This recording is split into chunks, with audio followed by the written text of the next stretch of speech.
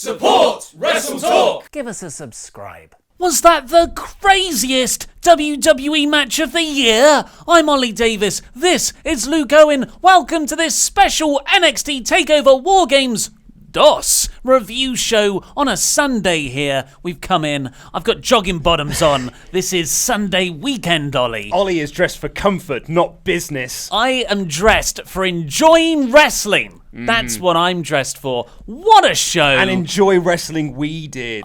This was a terrific show. I put up on Twitter this morning, God, that went half bad, was it? And a few people thought that I was just like, yeah, it was fine. But I was like, no, there's some subtleties within there where I was like, no, this show was absolutely outstanding. It's difficult when you read stuff in text. You don't get the inflection and the context. Yeah. But yes, this was the match we're talking about, although it could, arguably refer to quite a few of the matches. I have so many notes on the main event. Yeah, well, let's not go through all of them. No, I didn't realise I've written 2.5 pages of notes. Yeah, I've got a sizable amount of notes for everything. I've got 7 pages of notes for essentially four matches. Yeah. And we're talking about the main event, the WarGames main event of Undisputed Era versus Pete Dunne, Ricochet, and the War Raiders. Mm-hmm. Just like it was like a really good WarGames match in terms of strategy. That's what I always like about the old WCW WarGames matches. Who's going in first? All the nefarious things you can do, like tying people up in the ropes, I believe was the Dangerous Alliance gimmick. And I thought they worked that really well. And then they had a hardcore match. Yeah. And then they had a massive cage match. Yeah, Dave Meltzer said on Wrestling Observer Radio that he felt it was more of a TNA Lethal Lockdown match than a WarGames match, which I can sort of see. But at the same time, those Lethal Lockdown matches were usually very good. So I was more than happy with this. I thought this match was just, it was brilliant. It split into 2 halves, really. The first half was all about the tactics of the Undisputed Era because they had the man advantage, leading up to Bobby Fish locking Pete Dunne into the cage and throwing away the key. It was absolutely awesome. Also within that, you had... Well, when you say cage, so if you didn't watch the show and you're just watching these recaps, there's shark cages at the top of the ramp, and then 2 rings enclosed by a giant cage without a top in the center of the arena. Yeah. And the people who come in one by one are in their respective cages. And Bobby Fish locked Pete Dunne, who was the last person out. Bobby Fish was the Undisputed Era team's last one out, and he locked Pete Dunne in so he couldn't come out. It was a great idea. Great idea. So the first half of this match was all about Undisputed Era being a cohesive team because they're all on the same page. They've all got this master plan. Whereas the good guys kept sort of arguing between themselves who's going to go in next, who's going to do this, who's going to do that. And then when Pete Dunne eventually gets into the ring, the second half of the match kicks in, which was carnage. It was a carnage hardcore match filled with all sorts of plunder and debris and craziness. Like I said in the review, there are too many spots to cover in such a short amount of time when we do the review. Really, there are too many spots to talk about in this longer format because this was just carnage from point A and point B. It was awesome. Yeah, for cheap plug here for Ramble Club, which is our Patreon exclusive podcast where we go through the top 5 matches of the month in wrestling. And I'm pretty sure a lot of these are going to feature, and we do in-depth play-by-play breakdown of every spot. Yeah, usually those podcasts go about 3 to 3.5 hours. Yeah. We go that in-depth. But this one, usually we don't skim through matches, but like you said, there are at least 5 amazing, handsome flying through the air spots we're not going to even bring up. Just assume Hansen, who is an enormous man, was flying around a lot. When he did that handspring, the handspring back elbow, I was like, this is incredible. The pop-up power slam move that they do is so awesome. The splash that he did. This is it. I love Meltzer. I don't know what more you could want from this match because, I want a WarGames match. You got that brilliantly with all the strategy stuff beforehand. Then you got everyone in, and they are basing the majority of their hardcore spots around the fact that there's 2 rings there. You can never do these spots unless you've got this the WarGames format, and one of those is Hansen balancing on the top rope of one ring and then jumping over the top rope of another and splashing, it was Kyle O'Reilly or Kylie. Poor Kyle O'Reilly, the table. mate. Just incredible. He took the full brunt of that lad's weight. That was all Hanson. That was all Hanson's weight right hug. there. And there was an awesome spot with Rowe, and it sounds like War Raiders were the standout of this match. And I couldn't pick an MVP of these 8 guys in there because everyone was just on another level of greatness. But there was a spot where Rowe had, I believe it was Roderick Strong in a power slam position, and then Hanson picks up Kyle O'Reilly and puts him on top of Rowe in a powerbomb position, and then he did a power slam and powerbomb at the same time, stood up and was like, that was nothing. It was just amazing. I love how Hanson and Rowe are, the enormous guys. Arguably, Hanson is the bigger of the two. He's got a bit more fat on him. And then, but he's the flyer. He's the agility. He's the high-flying guy, and Rowe is the one who does the power moves. It's just, their dynamic's great. I guess one spot we should talk about is the insane Tower of Doom, because that has a similar moment with Hanson. Okay, so Adam Cole goes up to the top of the cage, and initially I'm like, this is I don't know, it was a long match. It was like 46 minutes. Meltzer said, and apparently a few other people, they thought the match dragged, and 10 minutes could have been shaved off.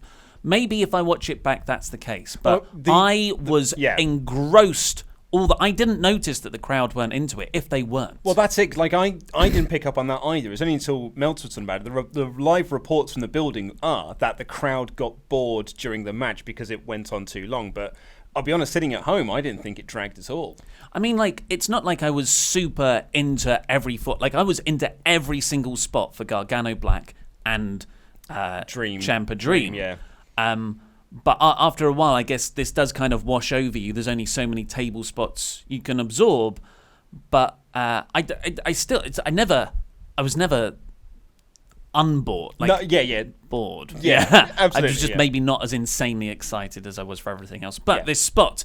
So Cole has gone up to the top of the cage, and Ricochet follows him. And you're like, Cole, why did you do that? If you get thrown out the cage, you lose the match. This is why. Genius tactics from the Undisputed Era.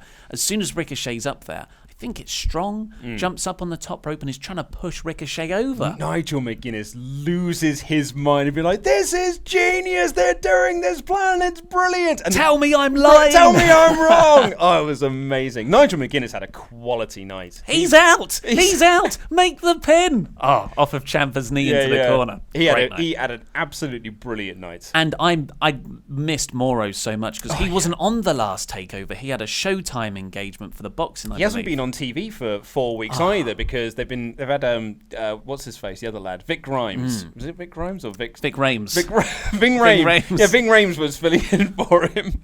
I bet he's got a cool comment. Not a play. I wouldn't have him as my play-by-play guy. Definitely. I was going to say colour, but someone will infer racism on that. Yeah, you want him in your Rocky Romero role. Yeah. Morrow also had a Mama effing Mia. He didn't say, we're not censoring ourselves. He said Mama effing Mia. He censored himself. He had a great night. So this Tower of Doom spot. Yeah, well, back to the point. So Ricochet and Cole are on the top of the cage.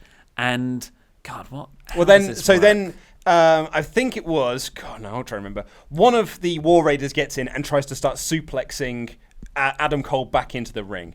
And then Strong, I believe, goes up. Either way, we might be getting the names wrong, but one of the good guys then went up to try and suplex Cole back in. One of the baddies went in to suplex Ricochet. They were on like the sides. No, Ricochet was not involved in any of Ricochet's this. not. Yeah, so you're right. Yes, it's just Adam Cole is just like, he's the top of the tower. He is the peak of the Eiffel Tower here. And then it turns into a double suplex spot. Then Kyle O'Reilly has got, I think it's Rowe in like a... It's Hanson. Hanson, that's it. Hanson in a sleeper hold. Hanson then backs up and like O'Reilly sort of grabs... It's just carnage. Either way, 7 people ended up in this double powerbomb, double suplex, superplex, double whatever, sleeper hold nonsense, and everyone just collapsed into absolute carnage. And this is, this spot has been overdone over the years. And it's sometimes, I remember when Bray Wyatt broke up this Tower of Doom spot on a recent Raw match, like last year. And I was like, oh, that's a refreshing way to take it because it is a bit overdone. I feel like I did not step back and go, well, that's contrived. I was like, that's awesome. Yeah. And because when they come down, everyone's down in the ring. But who's still left up there from the previous battle? Ricochet is on the top of the cage. The other one and only. That makes me excited. And he stands in the corner using the cable suspension up to the ceiling to sort of steady himself. And he stands up with his back to all of them. They're all up now. So what's that? 7 men 7 guys. standing beneath him. Not just underneath a turnbuckle, but a turnbuckle again, a ring post again to the top of this cage. And I think he's going to do a crazy moonsault off there. What was I thinking? He's not going to do a moonsault. He's going to do some 730 splash. Oh my God, he got so many rotations on there. I thought he might just go through the center of the earth. Legends say. Thank God. He overshot like 4 people. Thank God for whoever was in the back. Roddy just threw himself in there to take the brunt of this fall. It was incredible. Yeah. Incredible. Legends say he's still rotating. It was just rotation after. I think I would call it a reverse 630 in my review, but I'm willing to admit that might be wrong because there was just. There were so many moves that we would have called wrong. It was absolutely stunning. What a maneuver. Let's just say, what a maneuver. Or as Maranello put it, Mama effing Mia. Oh, it was awesome. I thought this was a superb match. It dragged. Well, I've seen some people also say it wasn't as good as last year's War Games match. And I think I would have to go back and rewatch. I haven't seen last year's War Games since it was on. So I'd have to kind of watch them back to back to decide that. But what I can tell you is that I loved last year's War Games match, but I also absolutely loved this year's War Games match. And actually, I would almost say that I kind of preferred this year's, if only because I preferred the first half of it where it was all based around the tactics. And I like the one-man advantage. I made fun of this in the NXT review, which I know you don't watch, so it's fine. You don't watch NXT TV, so that's fine. But Pete Dunne, and he said it again in the video package, he keeps saying, this match isn't about the numbers game. And I'm like, no, it literally is about the numbers game, Pete. That's the whole point, is that you have, that the Undisputed Era have the man advantage. So I loved the first half of this. So I think maybe I preferred this one to last year's, but I don't think I could call that just yet. I'm similar. Right now, and while I was watching it, I prefer this one. I think, and this is for the show as a whole, last year's War Games had, for me, a lot of production issues. And that's it's to be expected. You've got 2 rings. This hasn't been done in ever in WWE. And last year's was uncharted territory in just how do you film 2 rings and make this work. And, there were people were missing spots. There was only one spot that was missed in this entire 46-minute spot fest. Yeah. And in the rest of the show, it took about 2 matches halfway through before I was like, oh my God, yeah, there's another ring there, because they framed it so well. Yeah. And so from a filming perspective, I was absorbed. I was never taken out of it going, oh, I missed that, or, oh, that camera was in the wrong place. Because I thought the production was much better. And I think I prefer a 4-on-4 or a 5-on-5 rather than a 3-on-3-on-3 yeah, I agree. format. I love this match. I gave it 4 3/4. Well, I think it was excellent. And I've got to say one more spot, which was where I was like, this is transcendent. And it was an insane match anyway.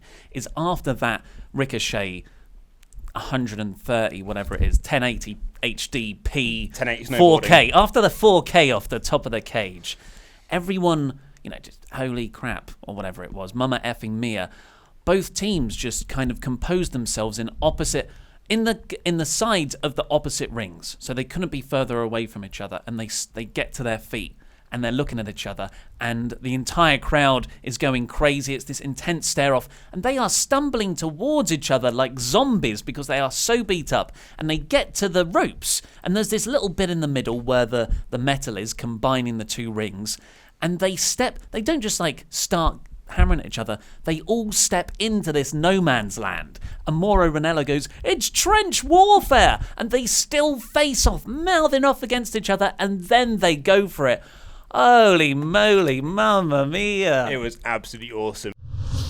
If I was to give, because I would agree with it being 4 3/4, I think for me, the only thing that this match was missing, and perhaps that you could label this as a criticism against the match, but I think this will probably play into future storylines, is that the first half, they really set up this idea that the good guys weren't getting on, because the War Raiders kept pushing Pete Dunne out of the way when he was trying to get into the match.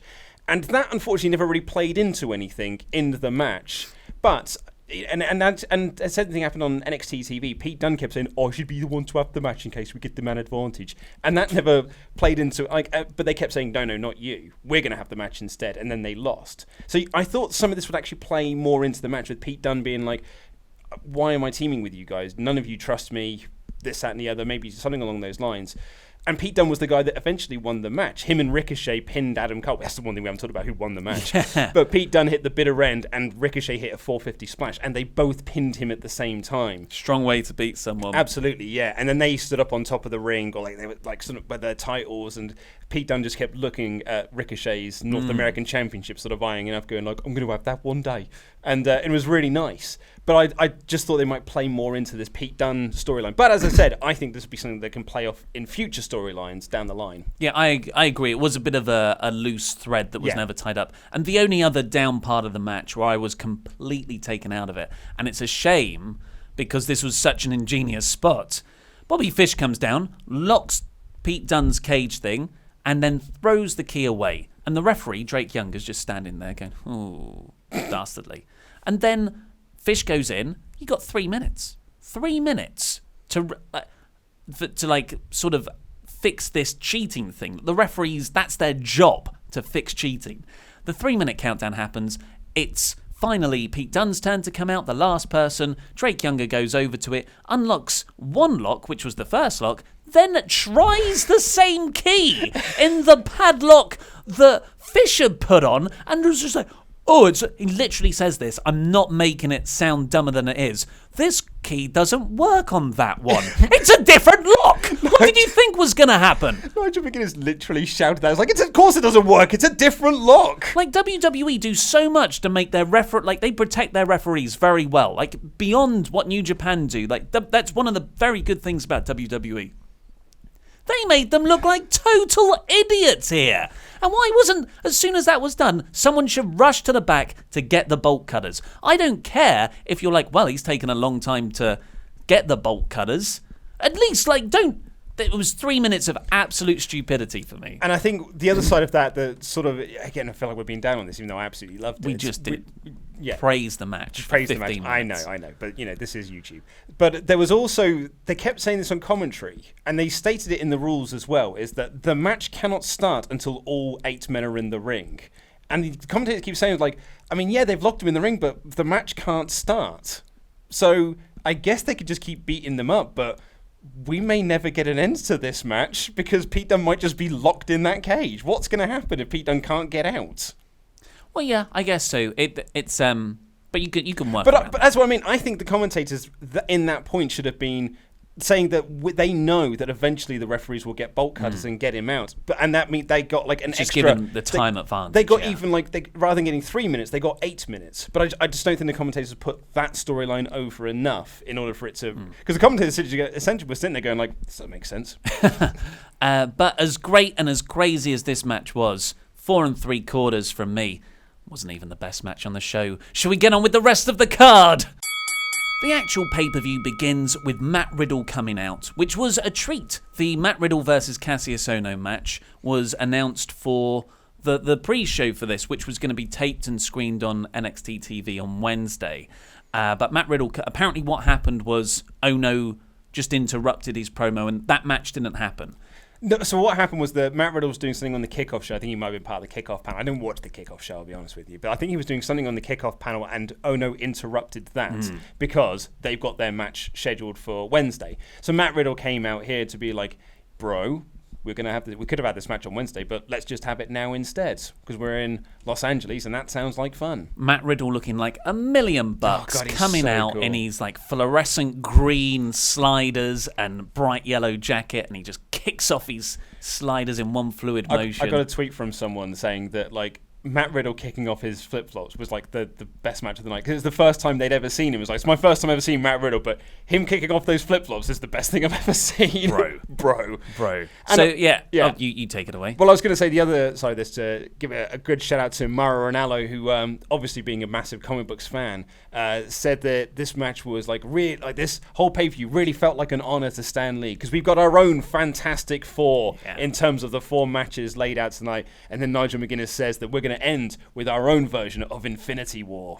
Nice little tribute. Yeah, it was good. And Percy Watson's just there like, hi guys, I'm over here. What's a Stan Lee? Yeah, it's interesting. I really do think that NXT commentary and presentation is more geek geared, and that's because of the audience, whereas the main roster is a lot more sports reference heavy, with all those sports that happen. Local sports teams. But yeah, so Riddle calls out Ohno, and Ohno comes out, and Ohno's like, well, I'm going to accept. Ohno's such a good heel promo, I think. He gets in the ring, the referee rings the bell for the match, Riddle's in the corner putting in his mouth guard, and then just runs round, high knee, straight into Ohno's face. Ohno falls down, pin, 1, 2, 3, win. Great. Absolutely. It made Riddle look absolutely awesome. And as I said in the review, some people have said it's a squash match. I don't agree, because I think you can make the argument that Kassius wasn't ready for the match. He didn't know this match was happening. In the kayfabe world, this match was happening on Wednesday. He was ill prepared for this. Yeah, and knockouts and always Riddle took protect advantage. people. Exactly. Yeah, Riddle took advantage of that. I'll be honest with you. I've been very much enjoying doing the weekly NXT TV reviews. I'm not really looking forward to the next couple of weeks, though, because next week is going to be all the stuff taped from the pre-show, which was 2 squash matches and a main event. Keith Lee versus Lars Sullivan. No, it's Keith Lee versus a jobber and Lars Sullivan versus a jobber. Okay. And the other stuff that we're getting is they've been taping house shows in San Jose that are also going to be airing over the next few weeks. So we're not really getting, from what I can gather, not a lot of storyline, just a lot of matches. It's a problem. That was always Ring of Honor's problem as well, and stuff with pre-tape shows. You'll have these excellent pay-per-views where you've got all this interest and a big influx of fans, and like everyone just wants to get into it. And then you hit a roadblock for a month of pre-tape stuff from before that pay-per-view. Ring of Honor would do it with their on-the-road shows, which was effectively giving away the undercard of the pay-per-view that me as a fan, I'd already watched and bought. So there's no point for me to watch the next month of TV.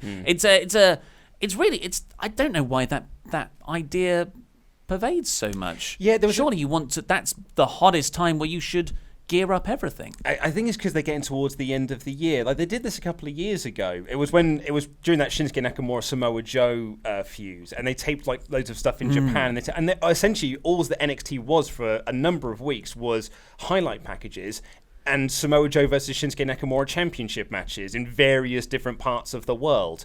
And it really got to the point where it was like, there's not much point watching this NXT TV up until the new year, and they do a new set of tapings. So I'm sure they'll be grand, and I'm sure the matches themselves will be great. I mean, Keith Lee's on TV. How can it be bad? But at the same time, I'm looking for some stories to move us into the next TakeOver show in January. So this Riddle-Ohno match, Ohno sold the knee brilliantly. Yeah. He was flopping around. He kept on trying to stand up. He like, in his mind, the match hadn't started. he was still ready and trying to get to his feet. Which is brilliant, because that played into his promo, which is like, enjoy this moment now because I'm going to knock you out and you're not going to remember it. Yeah. And really Riddle was the one who knocked him out. I saw someone tweet me this morning saying like, Kassius completely no-sold the knee, and I was like, no, he did. He perfectly sold it. Yeah. So Triple H on the conference call after this was asked, well, why didn't you just announce Matt Riddle's first match? Takeover match. And the reason being is because, and Triple H said, look, I had to lie there because if I said, you're getting a Kassius Ohno versus Matt Riddle match, expectations will be very high, but actually what we're just going to deliver is a 6-second finish. I totally agree with Triple H there. I completely agree. Yeah. We all predicted that Matt Riddle would win that match. Yes, so we and we all predicted Undisputed Era.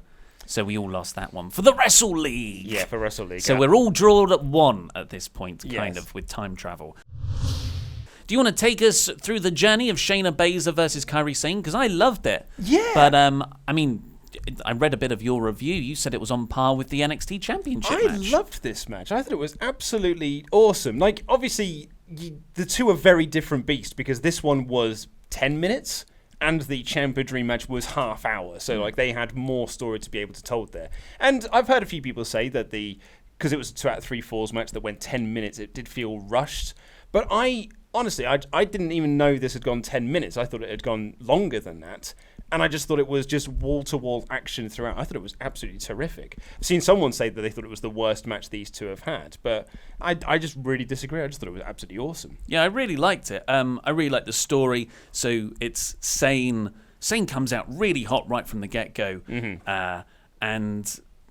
Like running dropkick right out the gate. And then Jessamine Duke and Marina Shafir run down when the referee's back's turned, sort of scuffle her up. And then Shayna locks in the Kirifuru clutch. I believe it's the Kirifuna clutch. Kirifuna clutch to win the first fall. Proper heat from the crowd. They were chanting Bull S word. Absolutely. In the right way. Like, not this is crap booking. Yeah. It's like, oh no, the heel cheated. Exactly, yeah. Our pirate princess is not she's lost the first fall. Maranello said, to quote Yogi Bear, it's deja vu all over again. He's the best. He's such a good commentator. So then it was it was Shayna sort of working over Kairi for the next bit. Yeah. But then they have this awesome looking strike exchange in the corner.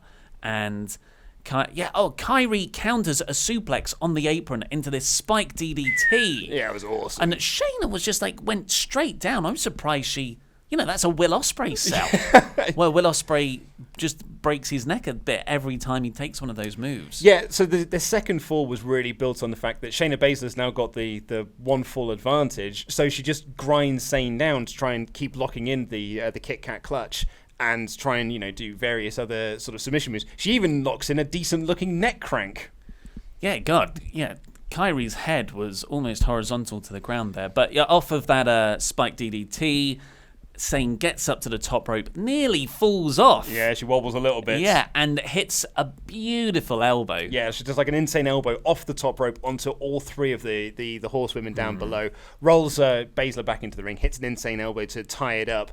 Another great fall. I mean, obviously, this isn't exactly Okada Omega levels of 2 out of 3 fall matches, but I thought for 10 minutes of action, I thought it was absolutely superb. Yeah, and then in the last fall, Duke is distracting the referee again, and Marina gets in there and interferes with Sane. But then Dakota Kai runs down, but gets beaten up. But then, more crucially, Io Shirai. I don't know. Io Shirai runs down, and she hits this absolutely gorgeous moonsault from the top rope to the outside onto Shafir, Duke, and Dakota Kai on the outside. It was a thing of beauty. It was flawless. Yeah, you won't see a better moonsault. Absolutely not. It was incredible. Absolutely stunning. And in the end, I thought, man, Sane's going to win the championship back here. And she hits the insane elbow, but Baszler kind of rolls her up to get the pinfall. Well, it's a crucifix. Yeah, a crucifix to get the pinfall. Now, apparently, on the replays, you can see that that Sane's shoulder gets up, which Triple H brought up on the conference call and said, oh yeah, I don't think this war is over yet. So, despite the fact that this really did feel like the payoff to Sane and Baszler, it looks like we're going to be getting more matches with them because now we've got this sort of 6-woman feud that can go on here with Io Shirai, Kairi Sane, and Dakota Kai against the horsewomen. So there's something that could be done there. Although I'll be honest, I'd kind of like to see Baszler move on to something else. I think we've had like the Kairi Sane thing now for. Well, you could argue that we've had the Kairi Sane thing now for 18 months. Yeah, well, you can move into Baszler versus Shirai or Dakota Kai, which I'd really like to see because they had a wonderful storyline earlier in the year. So I'd really like to see Dakota Kai kind of get. She's more, she's more courageous now, and she can finally face down the bully. I thought it'd be really great. So Shayna retains there through a lot of interference. Marina, as they're walking up, goes, "That was all you," which I really enjoyed. That was absolutely That's all awesome. you, Shayna. Then we got the Marine 6 trailer. So I on that one just to keep score for Wrestle League because it is important. Wrestle League. What did I call it? I swear you just said WrestleGate. No, I said Wrestle. Oh, okay. I might have said WrestleGate. Sorry, it's Sunday. I'm in chinos. It's because it's wash day tomorrow. Nothing clean, right? I predicted that Kairi Sane would win that, whereas you and El Fakador thought that Shayna Baszler. So, Luke's one down. I am one down there. Yeah, we got a trailer for The Marine 6. I've not watched the film, but I'm sure it's a Marine film. Becky's in it. Becky has a match against Shawn Michaels in it seems. Well, when they announced that Becky's the bad guy, I was like, oh, I actually might want to watch this now. Because I thought they'll all be working together, Miz, Shawn Michaels, and Becky. Nope, they've taken it seems like they've just ripped off Fast and Furious 8, or whichever one it was. Which, when I saw that Becky is the bad guy in it, I thought, oh, so that's why they turned her heel. Because they wanted her to be a bad guy on TV so she can be the bad guy in the film at the same time it's released. Well, that didn't quite work out, really, did it? Then we get X-Pac shown on the camera. With his dog. Yeah, so no call-up, no NXT new signees or anything? Absolutely not, no. Unless you count X-Pac's dog, I guess. And that guitarist woman. Yep. Something Strauss? Neil Strauss? Nita Strauss. I thought as well, I mean, I'm not a dog owner. That dog must have been terrified, because that's a very loud building. Well, now it's a pyro-free promotion. Even so, like, I thought the dog must have been absolutely crapping itself. Kennel of Hell match. That's what they're building towards. X-Pac's comeback. Hey, of all the sort of WWE legends who I wouldn't mind coming back and having, like, putting over a new, like a Velveteen Dream style guy, I'd love to see Sean Mortman. Sean Mortman's dog. And Sean Mortman's dog, managed by Sean Mortman's dog. Hey, you can build to the eventual Hogan Dream match then. Because Hogan isn't racist. Or are they building towards, this is actually them bringing Cody in, because it's going to be Waltman's dog versus Cody's Pharaoh. I mean, that dog is getting, that's a squash match. Pharaoh versus X-Pac's dog. So, after this, after a little bit of Ciampa looking at Dream Over spray painted on just a random wall backstage. They've got to pay for that building, Ciampa. They're not running it every week. We had Johnny Gargano versus Aleister Black, which is just an incredible storyline. This is my match of the night. This was my match of the night. I absolutely loved this match. I loved everything from like the start of it, the storytelling they were doing at the start, all the character work that was done within it. I thought this match was absolutely awesome. I just thought it was superb. Gargano came out here. Remember, he is a baby. He's a heel who thinks he's a babyface. Which is why he's not changed his music. Tremendously difficult to pull off. And he comes out smiling at everyone like, whoa. And high-fiving people. Yeah, like there's a kid in the front, like, lining the ramp. And you can hear the boos. It's not all boos. There's still cheers, but there are boos. And Gargano tells this story on his face as he's coming down the ring of, they're booing me. That's a bit weird. But it's okay, and he's just, oh my God, his performance, just from a character perspective, not even getting into a flawless wrestling performance. Well, I was going to say as well, incredible. Like, he came down to the ring dressed as the Punisher. You know, he loves his comic book inspired stuff. When Stanley passed away earlier in the week, he kind of tweeted out all the comics inspired costumes that he's had over this year in particular. And I just love this storyline that he has gone from Captain America earlier this year to the Punisher now, this anti-hero. And it's just a wonderful choice, because the Punisher as a character doesn't really do the right thing. Like, he kills people. Like, his form of justice is I'm killing people. But to the Punisher, that is the right thing to do. That is how justice is served. But whereas people like Captain America or Daredevil or Spider-Man would be like, hey, guy, like, I don't think that's the right way to do this. And that's what Gargano has done here. He attacked Aleister Black because, in his mind, that needed to be done so he can take away Ciampa and rid NXT of Tomasso Ciampa. So in his mind, he thinks he's doing the right thing, the same way the Punisher does. I just thought it was an inspired costume choice. And it's just another facet of what I now believe to be the greatest story in wrestling of the last 2 decades. Gargano versus Ciampa, because I watched a bit of NXT Toronto last night, which has the Revival DIY match. It's for WrestleRamble Extra, $5. And there's bits in there that are playing into this story now. It's just, it's so perfectly told. This is like 3 years going, and it's incredible. And you've got this really intense Black Gargano feud, which is actually just a chapter in the Gargano Ciampa epic. It's something else. It really is something else. It really is. Like, I remember the first round of the Cruiserweight Classic when it was Gargano and Gargano beats Ciampa in that match, and they almost teased the heel turn there. I remember thinking, God, I cannot wait for this, for that to play out even more in this story. It's just, as you said, it's an absolutely beautifully told story. And even Aleister Black came out, and he's got like these sort of horns on the back of his jacket, as compared to like the studs that he has. And you got Mauro Ranallo saying that, like, Johnny Gargano has brought he's brought the devil out of Aleister Black. He's not just this devil that's on his back. He's literally brought this devil out of him, which is why he's got the horns. Nigel McGuinness beautifully calls them the horns of retribution. Oh, wonderful stuff. So there's too much to get into this match. Just trust us. It's a superb wrestling match with loads of spots based around characters. Yeah. So a lot of doing the other guy's taunt, a lot of doing the other guy's moves. A lot of knees to the face of Johnny Gargano. And someone's been watching New Japan. A reverse Rana no-sell. Straight out of Omega. But just this all ends in this just excellent sequence. And that's one of the other thing about takeovers, where just how good the finishes are for every single match.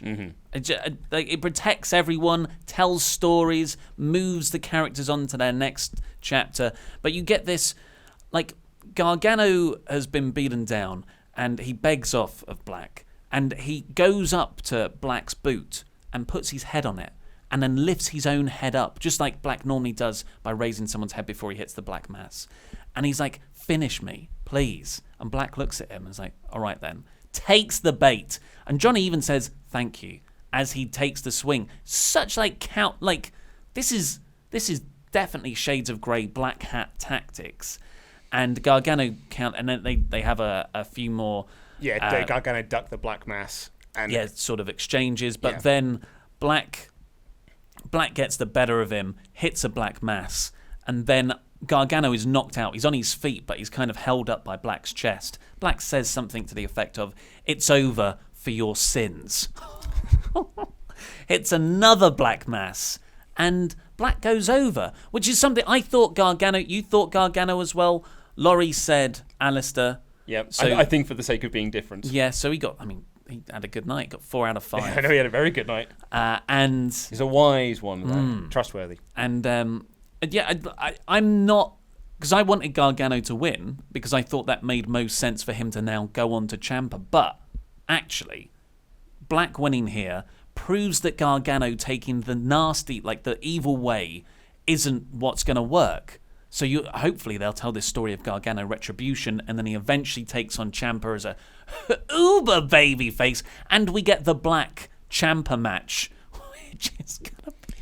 Yeah, I mean, the match they had on TV was absolutely awesome in itself, but like, if on a takeover show, it's going to be like a whole other level of brilliance. I'm so excited, and I think that would be most likely our main event of the January takeover show before the Royal Rumble. I thought it was an inspired finish. I really did. You and I both thought it would be Johnny Gargano because they could continue this story. I'm actually glad that, as you say, we're going in this different direction instead, as opposed to just doing the standard WWE thing of just like, oh, now you have 3 pay-per-view matches. Yeah. And it's just more brilliant storytelling for Gargano. It's brilliant storytelling for Black. And then you've got Ciampa sitting there, hugging that title, just chuckling away in the background. I'm so into it. So into all of this. Anything, it's like, I feel like the thing with takeovers this year, although they've all been brilliant, Gargano and Ciampa have been facing each other. And the problem with that is, that means you're only going to get one Gargano-Ciampa match. But this pay-per-view had a Gargano match and a Ciampa match. And they were both excellent. So I gave this 4 3/4 stars.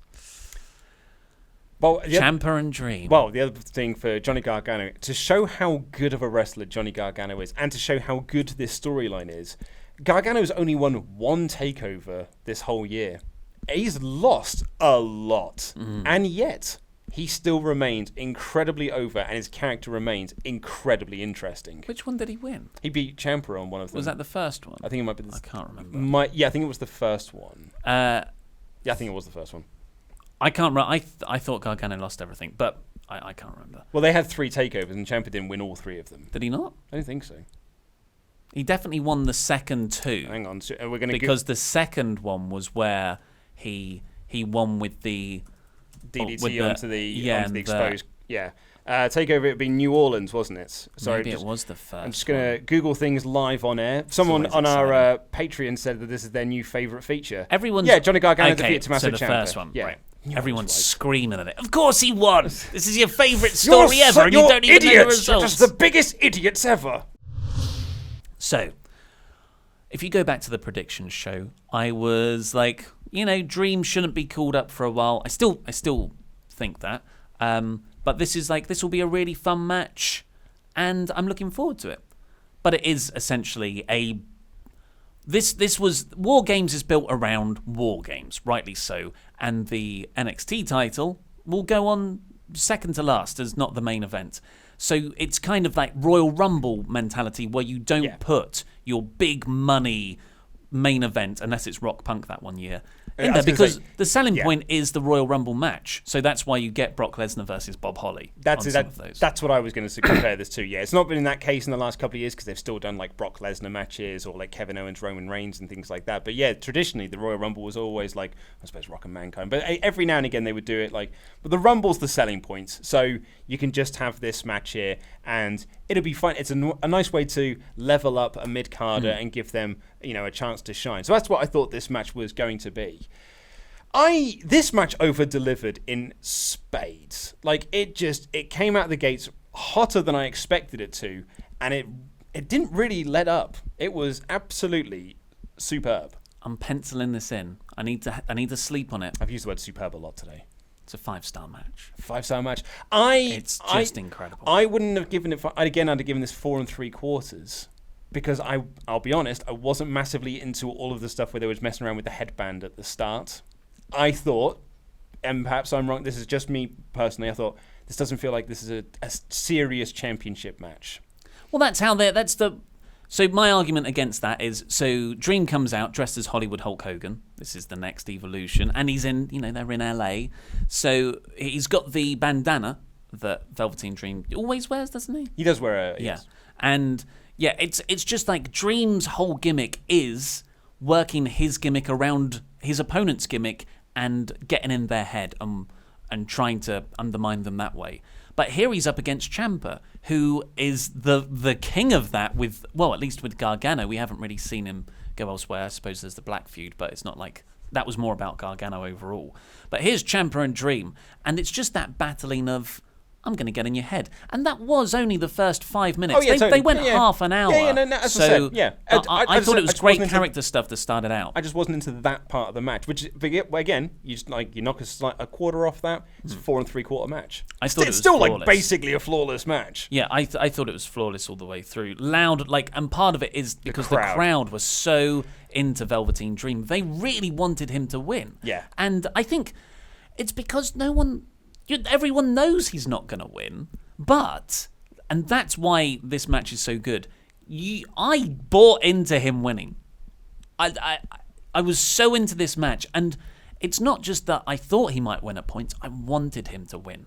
And I love Ciampa. I know Ciampa's not that guy in real life, but I bought into this so much that I hated Ciampa, and I wanted Dream to win so much. And you, quite famously, are the Velveteen Dream detractor. You are the guy who says, I'm pretty sure he botches every single move, he's never had a good match, his characters... I'm pretty sure these are all the words you've said. Oh, yeah, right? Yeah. No, so he's got all the charisma in the world. He's 23, though. Yeah. And he's not a Pete Dunne 23, no. Who's gone round the world and has been wrestling since he was come out the womb. He's an NXT 23. He's a tough enough 2015 guy who got eliminated early on. Yeah. So, he's only been wrestling for a couple of years. It's phenomenal where he is now, but I still think he needs at least a year, another year. I think in you said NXT. 5 years, so at one least a decade in NXT. But when Dream came out, and I've tried not to do the main roster's crap compared to this stuff, consciously so, because I want it to be positivity about NXT. But Dream comes out there. Why do people want him to get called up? You look at that gimmick. That is like a Mankind kind of gimmick where you're like, that's not gonna work, but you're making it work. Back in the day, they needed it to work because they had WCW breathing down their necks. These days, They don't. Velveteen Dream gets called up. He is getting botched. He's Adam Rose. Vince won't get it. He's no way Jose on the main roster. And I thought that about kind of a few guys. I think Meltzer said that if Aleister Black was called up tomorrow, he'd just end up like Bobby Roode. And as soon as I heard those words, I thought, God, that's the last thing you want to see at the moment, isn't it? But I thought that this was an absolute... Dream is the star maker. That's what we've always said he is. He has those takeover matches to put over other people and make everyone else look really good, which is an incredible skill that he has. But here, Dream came out the star. And he always gets over in the process. But here, holy hell, like Ciampa made him look so awesome. And like you, I never at one point thought that Dream was walking away with the NXT Championship on this night. Going into this match, I was like, well, Ciampa's obviously winning because that's the storyline you're telling with him and Gargano. It would be very silly for Dream to take the belt off him. But there were so many points during this match where I thought, they're going to put the belt on Dream. They're going to call it, like, they're going to put the belt on him. I bought into so many of these near falls, as did the crowd. And that is an absolute credit to both guys. I thought they did a superb job. For a match that had more or less zero hype going into it, they've made it the most talked about match of the night. Yeah. And that's an absolute credit, absolute testament to them. Saying something, because that WarGames match had every spot known to man. And it came after that Gargano Black match, which was absolutely incredible. Like, it really was superb. Yeah. Use that word again. Again, there's way too many spots to talk about. So much character stuff. I personally think this was Ciampa. Like carrying the match? Not carrying the match, because it's not like Dream's bad, but Ciampa, where sometimes Dream is a bit more unpolished, Ciampa just filled all that in. Yeah, absolutely. Or covered it up, rather. Mm-hmm. But so, sometimes it's not as smooth. Or maybe it's just Dream getting better. It could have been Dream. I felt like this was... Ciampa gave Dream so much of this match, which helped him tremendously. Like, I would say... In offense terms, Dream got about 60-65% of this. But Ciampa was also doing a lot of work to make Dream look great. And it was a really awesome finish as well, because Ciampa essentially starts to get frustrated with Dream getting all of this offense in, that he goes outside, starts tearing up the mats, going back to that now traditional Tomasso Ciampa move. I'm going to pull up these mats and I'm going to hit you on the concrete, you little div, for trying to make me look bad. Div Valley driver onto the concrete. He gets... A Dream comes out and just like pushes him, and they both sort of clatter over the announcer's desk. And Ciampa then, he distracts himself. He gets caught up in, because he can probably hear Mauro Ranallo saying things about him. So he just starts throwing stuff. He throws a piece like paper at Mauro Ranallo, distracting himself, and he runs into a Dream Valley driver on the outside, rolls in, purple Rainmaker. That is where I thought, Dream's winning. Dream's winning the belt. To the extent where I was like, okay, so Ciampa's losing. Maybe they'll just have the feud won't be for the title with Gargano and Ciampa. That's how much I bought into it. I was like, well, how can they get round the Gargano feud? And yeah, that Ranallo bit, such a small bit, shows how over Ranallo is as a babyface commentator. Nuclear heat. When they threw it, everyone went, not Ranallo, Mamma Mia! Like if they did that to Michael Cole, they'd be like, hey, one more time. But you compare that. That's how I used to feel for Jim Ross. Yeah. And that's why Jim Ross was such a credible play-by-play guy. And when he tells you something like, buy the pay-per-view this Sunday, I believe him. I'm like, okay, Jim's telling me. But when Cole says it, I'm like... I've had too many dodgy cars from you, mate. I'm not going to go down that route When again. Michael Cole says it, I'm like, I mean, it is my job, so I guess I will be watching it. Yeah, $9.99. Off of that, there was that elbow drop was amazing, but Dream did not let up. There was no I'm going to sell for a bit. It was, I'm going straight to the other top rope to hit another elbow, because Ciampa has kind of thrown himself ring awareness through the ropes, not enough to fall outside. So he's draped outside over the bottom rope, and his chest is exposed. And Dream gets up there. He's going for the elbow. And I thought, oh my God, this is going to be amazing. I didn't see Ciampa. Ciampa moves. Dream crashes hard. He takes a lot of crazy bumps like that. He's young now, but I don't know how... At least it's only one big one a match, and it's not crazy. It's what I think we said this in a Ramble Club, and I think it was because Don Callis was putting over about Will Ospreay And it was just like, hey, Will's got to do these moves now because when he hits 30, he won't be able to do them anymore. And you almost feel that with Dream as well. But yeah, you're 23 now, so you can take these crazy bumps. I think Dream's really smart about it, though, that he only does one thing like that a match, whereas Ospreay does 20, Foley did 100. It's not like those chair shots to the skull and stuff. Absolutely, yeah. He picks his spots very, very well. So off of that, Ciampa gets Dream into the area between the two rings. The ring I keep forgetting was there. Another credit to the production team. And there's that steel grating, trench warfare.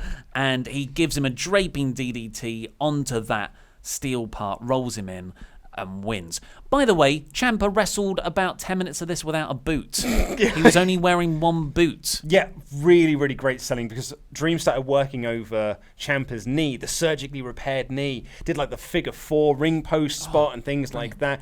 And Ciampa kept like undoing his boot. Ciampa tapped in that spot. Yes, that's key. Ciampa tapped in that spot. But it's an illegal move, so it didn't count. And the referee didn't see it. Oh, was that it? Yeah, I mean, it would have been an illegal move, so he couldn't have won anyway, but regardless. But so he keeps undoing his boot to sell this idea that he's trying to give his leg some more breathing room. There was such wonderful little touches like that. And they showed loads of replays. When they came back, both men still on the floor selling this. Dream selling this. He was out, absolutely out from this GDT onto this steel partition. And then Ciampa gets given the belt and he just starts hugging it and just starts laughing and shouting, "Me! Me!" It was brilliant. It was so good. I've got the same thing. Me! I'm the champ! Me! Like, Me! That is yes territory. Like, if he can get, I mean, it probably won't get over until he's a babyface, but me! That's so good. And you got to think, like, is that stuff you think up before, or did it just happen when you were there? Yeah. It must be so emotional to go, even when you're, this is all predetermined and it's acting at the end of the day, like, when you act, this must be method acting. Yeah. And he must believe that right there. That's how convinced I was by his performance. And then Dream is passed out. He kisses Dream on the cheek and slides out the ring. Yeah. It's wrestling and story perfectly interwoven with character. This one and the black Gargano one. Yeah. And those are two parts of the same larger story. I thought it was exemplary. It really, really was. And this was a night where you had 3 arguably like 5-star or as close to 5-star matches and a very, very good women's match, which was probably like 4.5 stars, maybe like 4.25 stars. Maybe even 4 stars. But either way, still excellent. Like, just what a great night of professional wrestling. And you had that brilliant Matt Riddle opener as well. Like Matt Riddle's TakeOver debut. Yeah, and it was just an absolutely exceptional night of professional wrestling. Like, just pitch perfect throughout. Just what a great show. Brian Alvarez once said, "There's never been a bad takeover." That was about 3 years ago. Still, and here we are, yet to have a bad takeover. I think this is the best takeover of the year. Yeah? Yeah. For me, I understand. I get why people would want that the North American ladder match or the New Orleans one. The Cole Ricochet as well, and Gargano those great Gargano Ciampa. And the Gargano Almas earlier in the year. Gargano Almas in January. But for me, this was the one. I thought it was incredible. Yeah. I'd almost agree with you, actually. That's all we've got time. Oh, yeah, so 5 out of 5. 5 out of 5. That's all we've got time for today. Please click the videos beneath us to catch up with the latest WrestleTalk stuff. Luke's NXT in about 4 minutes review should be up as well, so go and have a look at that. I've been Ollie Davis, this has been Luke Owen, and that was wrestling!